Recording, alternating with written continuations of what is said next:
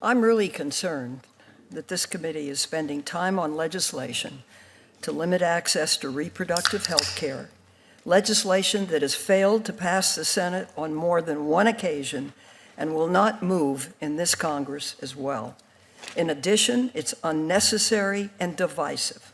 It divides members on this committee and is focused on overturning the constitutional rights of women. Let me take the subject of pain, and let me begin by quoting the American College of Obstetricians and Gynecologists. This is the premier professional organization. Here are the scientific facts concerning fetal pain. A human fetus does not have the capacity to experience pain until after viability. Rigorous scientific studies have found that the connections necessary to transmit signals from peripheral sensory nerves to the brain, as well as the brain structures necessary to process those signals, do not develop until at least 24 weeks of gestation. Because it lacks these connections and structures, the fetus does not even have the physiological capacity to perceive pain until at least 24 weeks of gestation. I could go on, but I'd ask that this statement from the American College of Obstetricians and Gynecologists be entered into the record. Without objection.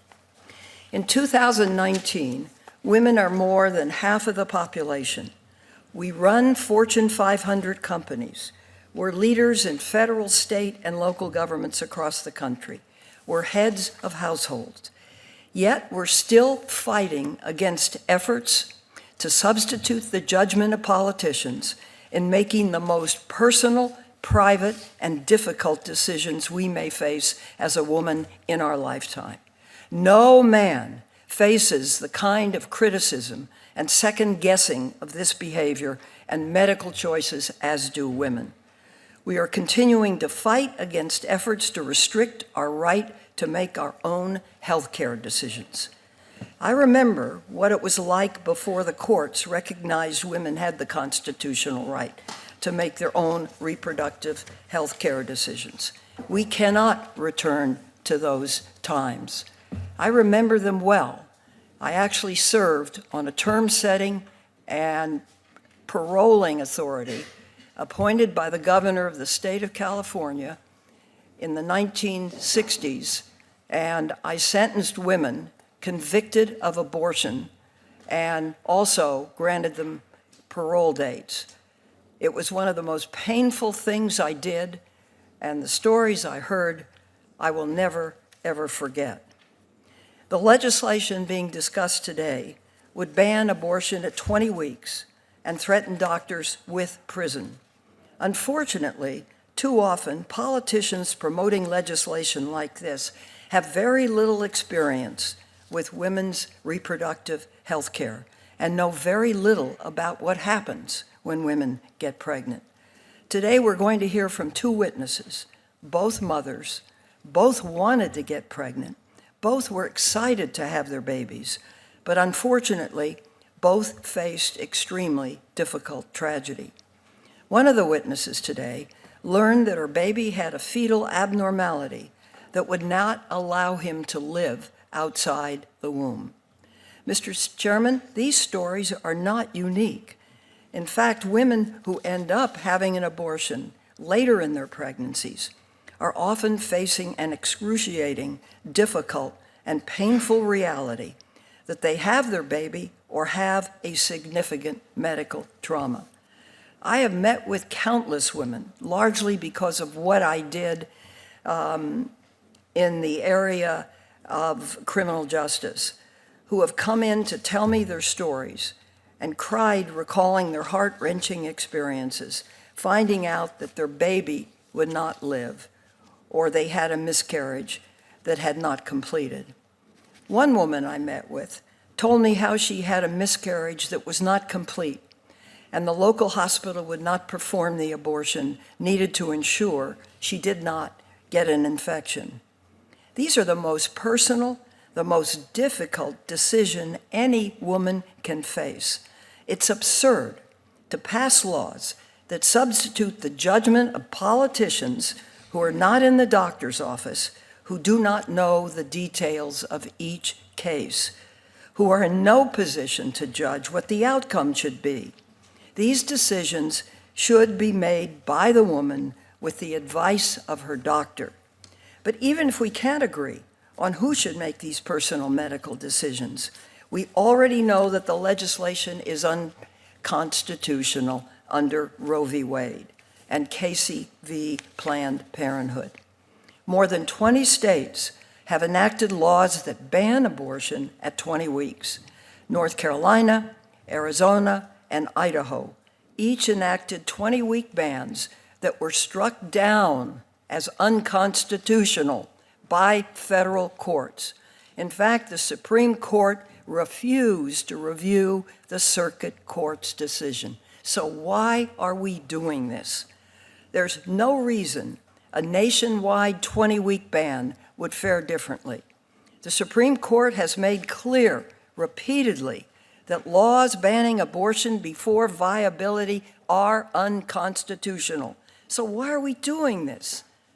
I believe the only reason is politics. It's also important, though, to note that this bill creates new hurdles for women who have been victims of rape or incest.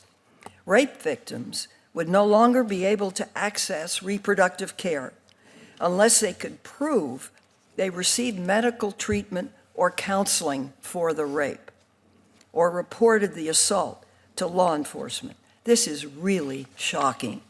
Think of a young girl who's a victim of sex trafficking. She's repeatedly beaten and raped. And this isn't only in small numbers, it's in very big numbers in this country. She's locked up at night so she can't escape. Eventually she gets pregnant, even though she has no ability to get help or escape her situation. This bill would deny her right to access an abortion because she failed to secure help from law enforcement or a government official. And yes, this does happen. These girls don't have control over their own bodies. They have no freedom to deny medical care to rape and incest victims because they don't have the right paperwork, didn't get the right kind of counseling, or have not reported their assault to law enforcement is just unworkable. It's also cruel. There's no doubt that this hearing is part of an ongoing political effort to undermine women's ability to access health care and control their own bodies. Once again, last year, 16 states enacted 44 new restrictions on women's access to comprehensive reproductive health care. In addition, these restrictions are growing more extreme. Georgia recently became the third state this year to pass a law banning abortion at 6 weeks. 6 weeks. At 6 weeks, many women are just discovering they're pregnant, and some women may not know at all. A law banning abortion at 6 weeks is nothing more than an attempt to overturn Roe v. Wade. There have also been repeated attacks on women's reproductive rights by the Trump administration. Last month, the Trump administration issued new Title X rules attempting to defund Planned Parenthood. And over the last 2 years, the administration has restricted women's access to birth control, denied reproductive care to pregnant women and girls in government custody, promoted legislation to dismantle the Affordable Care Act and its protections for women's health, and challenged women's rights in court. So I want to be clear. Today's debate is not about passing legislation to improve medical care. It's about advancing an ideological agenda. The Constitution guarantees our right to privacy and our right to access reproductive health care, and there are a whole line of cases that back it up. While many of my Republican colleagues remain determined to turn back the clock and drag our country back to pre-Roe v. Wade days, that is just not going to happen. And as long as I'm on this committee, I'll not let it happen.